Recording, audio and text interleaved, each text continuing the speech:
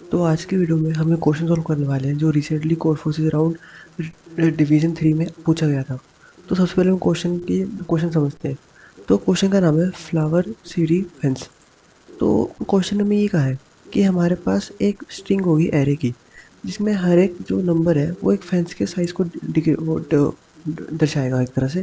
जैसे कि इसमें हम देख सकते हैं हमारे एरे का साइज 5 4 3 2 1 है। तो फर्स्ट फेंस का साइज 5 होगा, सेकंड फेंस का साइज 4 होगा, थर्ड फेंस का 3 2 और 1। फिर क्वेश्चन हमें क्या है कि अगर हम सेंटर से लेके इसके डायगोनली एक लाइन खींचे तो क्या वो लेफ्ट और राइट सिमेट्रिकल होगा। मतलब हाँ, क्वेश्चन सिर्फ इतना सही है। जैसे कि आप देख सकते हो कि ये जो वाला क्वेश्चन है, अगर इसमें इसको इस एंगल से देखूं या फिर इसको मैं थोड़ा सा घुमा के टेढ़ा करके अगर इसको इस तरह लिटा दूं, तब भी देखा जाए तो ये फिगर और ये फिगर दोनों सेम है। मतलब हाइट वाइज लेंथ वाइज ये फिगर दोनों सेम है। तो इसलिए क्वेश्चन हमें कहा है कि हमारे पास एक ऐसी एक एरे गिवन होगी और हमें बताना है कि क्या वो सिमेट्रिकल हो सकती है कि नहीं हो सकती। तो बढ़ते इसके सोल्यूशन की तरफ। तो सोल्यूशन को मैं कुछ इन एग्जांपल से समझाना चाहूँगा आपको। तो यहाँ पे आप देख सकते हो कि अगर हमारे पास, देखो सपोज यहाँ पे ये अगर मैं ग्रिड बना लूँ, ठीक है। तो इसका मतलब ये है कि देखो जो मेरी सबसे इधर वाले, जो मेरा सबसे लास्ट वाला जो कॉलम होगा, जो मेरी उसकी लेंथ है, जो मेरी उसकी लेंथ है वो क्या होगी। मतलब जो भी मेरी उसकी लेंथ होगी वो किसके बराबर होगी। वो मेरे बराबर होगी कि कितने नंबर मेरी स्टार्टिंग से एन एन के इक्वल है। कैसे? देखो मेरा फर्स्ट नंबर यहाँ पे, देखो अगर मेरा फर्स्ट नंबर की वैल्यू ये है, तो मैं किसी और क्लास दिखाता हूँ। देखो अगर मेरी फर्स्ट नंबर की वैल्यू ये है, तो मतलब अगर कोई कोई नंबर लास्ट में पड़ा है, इसका मतलब तो यही है कि जो उसके कॉरस्पॉन्डिंग फर्स्ट वैल्यू है उसकी उसका साइज हमेशा एन के बराबर होना चाहिए, क्योंकि ये nth पोजीशन में पड़ी है मेरे पास। हाँ जी, बिल्कुल सही बात है। अब मैं देखूंगा कि जो मेरा नेक्स्ट नंबर है उसके और मेरे प्रीवियस बीच के डिफरेंस क्या है। जैसे कि ये वाला, इसके जो साइज था वो 1 था, इसका साइज 2 है। तो इसका मतलब क्या है, इसकी जो ये जो कितना बड़ा है, वो कितना बड़ा है, सिर्फ 1 से बड़ा है।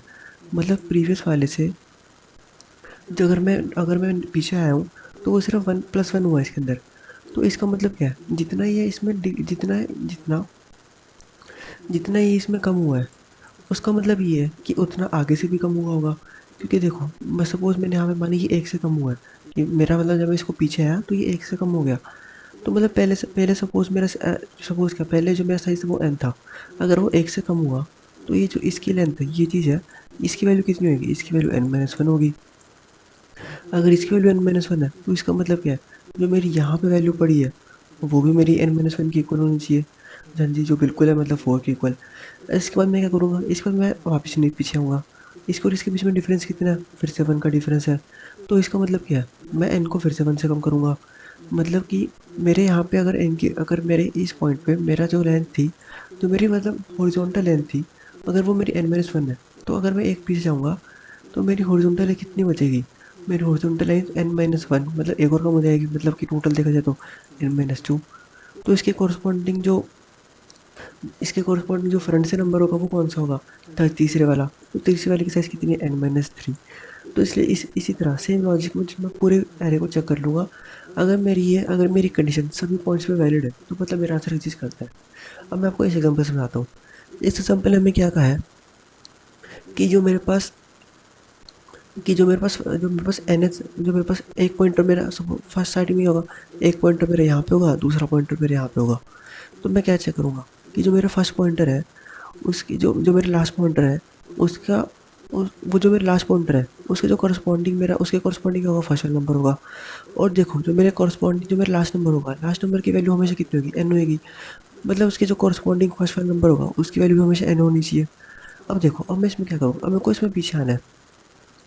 पीछे आने से मैं क्या चेक करूँगा, ये देखो अगर जो मेरी वैल्यू है, अगर वो मेरी वैल्यू इक्वल है या ग्रेटर देन है, तो वही काम ठीक है अपना। लेकिन सपोज मान लो अगर मेरे पास ये इस तरह होता और मतलब इसकी वैल्यू इतनी है लेकिन ये आगे जाके कम हो रहा है, तो देखो मेरे हिसाब से, तो देखो मेरे हिसाब से क्या है, जितना इसका साइज़ है उतने ही मेरे स्टार्टिंग की वैल्यूज़ मेरी एन की इक्वल होनी चाहिए। फॉर एग्जांपल अगर इसमें बताऊँ, देखो इसमें मेरी क्या है, इसमें मेरी लास्ट की जो 3 वैल्यूज़ हैं वो मेरी जो मेरी लास्ट इंडेक्स की वैल्यू वो 3 है। 3 का मतलब क्या है, जो मेरी स्टार्टिंग की 3 वैल्यूज़ हैं इन सब की जो वैल्यू है वो n होनी चाहिए। जैसे कि यहाँ पे 1 2 3 और इसी तरह यहाँ पे 1 2 3, बस क्वेश्चन सॉल्व। अब देखो लेकिन मेरा मतलब ये नहीं था, मेरा मतलब ये है, सपोज़ मान लो ये बॉक्स यहाँ पे नहीं होता, यहाँ पे एम्प्टी बॉक्स है। तो देखो मैंने अपना फर्स्ट वाला तो देख लिया, जो मेरे आपको ये तो पता चलेगा कि जो मेरी लास्ट वाली की लेंथ है उसका वो क्या दिखाएगा कि जो उतनी ही मेरे स्टार्टिंग से वैल्यू n के इक्वल होनी चाहिए। मतलब जितना मेरे लास्ट वैल्यू की साइज़ है, जो मेरे लास्ट वाले इंडेक्स का साइज़ है, उतने ही मेरे स्टार्टिंग से वैल्यूज़ हैं वो मेरे n के इक्वल होनी चाहिए। तो मैं ऐसा क्यों कह रहा हूँ? सपोज़ इसका मतलब ये है कि अगर ये वैल्यू मेरी 3 है, तो यहाँ पे n-1 मेरी 3 के इक्वल है। इसका मतलब मैं अज़्यूम कर रहा हूँ कि जो मेरा बार होगा, वो बार मेरा इस तरह तो रहा ही होगा। लेकिन अब मैंने कह दिया कि ये बार, अगर यहाँ पे कोई बॉक्स था ही नहीं, अगर यहाँ पे बॉक्स था ही नहीं तो ये कॉन्टिन्यूअस कैसे बनेगा? तो इसका मतलब हमारे पास सेकंड प्रूफ ये है कि जो मेरी वैल्यूज़ हैं वो लास्ट से फ्रंट तक ज़्यादा नहीं, सिर्फ इंक्रीज़ होनी चाहिए। मतलब अगर डिक्रीज़ हुई तो भाई काम ख़राब हो जाएगा, मतलब मेरा आंसर नहीं बन पाएगा। तो नेक्स्ट ऑब्जर्वेशन ये है।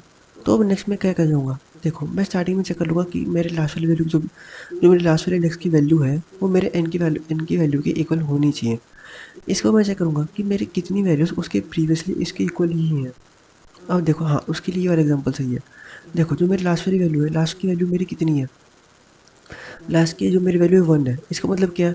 जो मेरी स्टार्टिंग की 1 वैल्यूज़ है, मतलब लास्ट की वैल्यू की मेरी 1 है, तो मुझे स्टार्टिंग की फर्स्ट वैल्यू 1 एक वैल्यू है, फर्स्ट जो मेरी स्टार्टिंग की इंडेक्स की वैल्यू है उसकी वैल्यू भी n होनी चाहिए।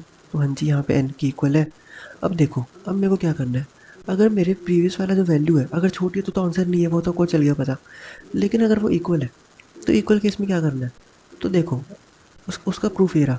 अगर मेरी लास्ट वाली भी वैल्यू पड़ी है, तो उसके जो करस्पॉन्डिंग साइज़ है वो n की इक्वल होनी चाहिए, है ना? तो देखो अगर ये 2 से कम हो रहा है, तो जो साइज़ है वो भी 2 से कम हो गया। मतलब जो साइज़ है वो भी 2 से कम हो गया। मतलब कि देखो अगर मेरी फर्स्ट वैल्यू मेरी n की साइज़ की बराबर थी, मतलब उसका मतलब क्या है, मेरा फर्स्ट वैल्यू यहाँ पे थी, सेकंड वैल्यू मेरी यहाँ पे है। तो मतलब जो मेरी प्रीवियस वैल्यू की वैल्यू है वो कितनी कम होगी? वो उतनी कम होगी ना जितना उन दोनों के बीच का डिफरेंस है, मतलब जितनी मेरी वैल्यूज़ इक्वल है। तो यहाँ पे 2 वैल्यूज़ मेरी इक्वल थी। इसका मतलब क्या है, जो मेरे स्टार्टिंग से जो मेरी नेक्स्ट वैल्यू है वो भी n-2 होनी चाहिए। तो देखो यहाँ पे मेरी ये n था, ये मेरा 2 से कम हो के 2 से कम होने के बाद ये मेरी नॉट इक्वल बनी। देखो मतलब यहाँ पे 2 इक्वल थी, अभी मेरी नॉट इक्वल बनी, मतलब बढ़ चुकी है वैल्यू। तो अब ये देखो इतनी आ गई यहाँ पे 3 थी, और इसका मतलब क्या है, कॉरस्पॉन्डिंग मेरी 3 होनी चाहिए। अब देखो ये मेरा +2 हुआ है, तो +2 के पॉइंट ऑफ व्यू से आपको देखना है जितना ये मेरा बड़ा है, मतलब जितना ये मेरा बड़ा है उतनी ही वैल्यू मेरी कम भी होनी चाहिए। मतलब फॉर एग्जांपल जितना ये मेरा बड़ा है उतनी क्या होनी चाहिए, मतलब देखो यहाँ पे मेरा 1 थी वैल्यू, तो इसका मतलब क्या था कि मेरी स्टार्टिंग की एक वैल्यू n की इक्वल होनी चाहिए।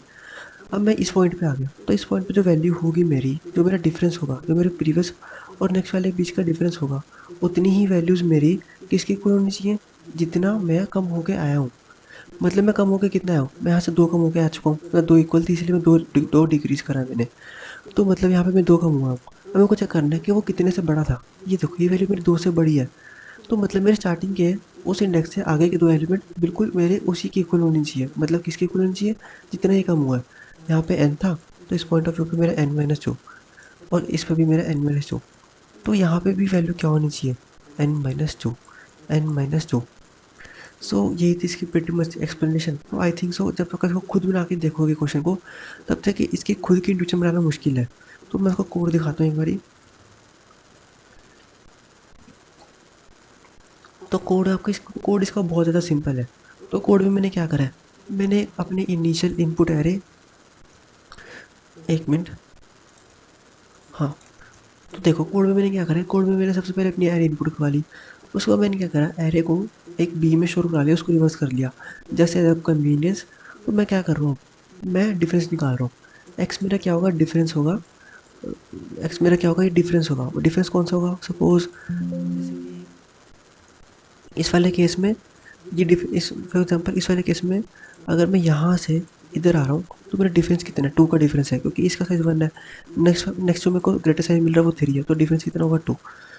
तो ये मेरे को एक्स मेरा क्या स्टोर कर रहा है, वो मेरा 2 की जो मेरी वो डिफरेंस स्टोर करेगा। डिफरेंस डिफरेंस आप मैं ऐसे निकाल रहा हूँ क्योंकि मैं प्रीवियस में अपने नेक्स्ट वाले बी ए को शुरू कर लूँगा और जब मैं नेक्स्ट इटरेशन पे आऊँगा तो मैं उसको प्रीवियस में से माइनस कर दूँगा उसको, तो मेरा ये डिफरेंस आ जाएगा। तो मैं यहाँ पे चेक करूँगा कि जब तक मेरे एक्स की वैल्यू बड़ी है, मतलब जब तक मेरा डिफरेंस एग्जिस्ट करता है, तब तक मुझे क्या करना है, तब तक मुझे जो मेरी न्यू एरे है जिसको मैं मेंटेन कर रहा हूँ एज अ साइज, तो जब तक मैं न्यू मतलब मैं क्या कर रहा हूँ, मैं टेक्निकली क्या कर रहा हूँ, मैं रिवर्स वाले एरे से इसी को बनाने की कोशिश कर रहा हूँ ताकि मैं इसको लीनियर वे में फ्रंट से बना दूँ वापस। तो मैं को क्या कर रहा हूँ, मैं जितना जितना भी मेरा एक्स था, जितना भी मेरा डिफरेंस आ रहा है, मैं उस डिफरेंस टाइम्स मैं क्या करूँगा, जो मेरे न्यू एरे ए, उसके में मैं एफ इसमें मैं एफ असाइन कर दूँगा। अब आप पूछोगे एफ क्या चीज़ है, तो इनिशियली भी मेरा क्या एफ था, क्या मेरा एन था, है ना? तो मैं क्या करूँगा, मैं उसको एन के इक्वल बना दूँगा। स्टार्टिंग में तो ये वन के ऊपर, स्टार्टिंग में इसकी वैल्यू क्या वन थी, तो मैं स्टार्टिंग के एक एलिमेंट को मैं एन के इक्वल बना दूँगा, मतलब सपोज़ यहाँ पे 5 हो जाएगा। अब मैं क्या करूँगा, जब तक मेरी वैल्यू जब तक मैं एच में मैं क्या स्टोर करूँ, मैं एच में मैं स्टोर करूँगा मेरे बी एट आई। तो जब तक मेरा बी एट आई इक्वल है, तब तक मैं आगे इंक्रीज़ करता रहूँगा और साथ में मैं एफ़ को कम करता रहूँगा। एफ़ मेरा क्या था, जो मेरा साइज़ होने वाला है। तो यहाँ पे देख सकते हो, यहाँ पे मेरी 2 वैल्यूज़ सेम है, तो मैं एफ़ को 2 से कम कर दूँगा। तो मेरा 3 था, तो मतलब अब मेरा पहले जो मेरा एफ़ था वो 5 था, अब जो मेरा एफ़ है वो कट के 3 हो चुका है। अब मेरे को क्या करना है, जो मेरी नेक्स्ट वैल्यू जाएगी, नेक्स्ट वैल्यू मेरे यहाँ पे आ गया, ठीक है? यहाँ पे मैं डिफरेंस निकाल चुका हूँ, डिफरेंस आपको बता दिया मैं कैसे निकाल रहा हूँ। तो यहाँ पे जो डिफरेंस है वो मेरे डिफरेंस टू का आ रहा है। तो मतलब इसका टू का मतलब क्या है, जो मेरी स्टार्टिंग की 2 वैल्यूज़ हैं, ये वाली अब तो आइटरेशन आगे चल चुकी है, तो स्टार्टिंग जो मेरी ये 2 वैल्यूज़ हैं, वो एफ़ की इक्वल होनी चाहिए। एफ़ मेरा क्या आया था, 3 आया था, तो मतलब ये मेरी 3 के इक्वल होनी चाहिए। तो अब इसी तरह आप देख सकते हो, इसी तरह पूरे एरे को कंस्ट्रक्ट कर सकते हो और बाद में चेक कर सकते हो। जैसे कोई जो आपकी इसी प्रोसेस से जो आपकी न्यू एरे आई है, जो आपकी प्रीवियस एरे ए है, वो दोनों इक्वल है।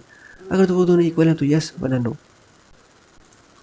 सो that was it that's it for today. So ये था इस प्रॉब्लम का सॉल्यूशन। सो अगर आपको ऐसे और सॉल्यूशन चाहिए तो आप मेरे चैनल को सब्सक्राइब कर सकते हो। Till then stay tuned for the next one. Thank you.